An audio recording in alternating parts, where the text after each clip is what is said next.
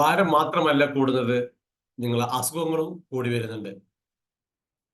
പണ്ട് സമയങ്ങളിൽ ഭാരം കുറവുള്ള സമയത്ത് നിങ്ങൾ എപ്പോഴും നല്ല ആക്റ്റീവ് ആയിരുന്നു, എനർജറ്റിക് ആയിരുന്നു, നിങ്ങളുടെ സ്കിന്നൊക്കെ നല്ല ഗ്ലോ ആയിരുന്നു. എന്നാൽ പതിയെ പതിയെ നിങ്ങളുടെ ഭാരം കൂടാൻ വേണ്ടി തുടങ്ങി. നിങ്ങളുടെ ഭാരം കൂടുന്നതിലൂടെ നിങ്ങൾക്ക് പലവിധ അസുഖങ്ങളും വരാൻ തുടങ്ങി. B P, sugar, cholesterol, thyroid, PCOD, fatty liver, PCOS, ഇങ്ങനെ പുതിയ പുതിയ പേരുകളിൽ ഒരുപാട് അസുഖങ്ങൾ നിങ്ങളെ തേടിക്കൊണ്ടിരുന്നു.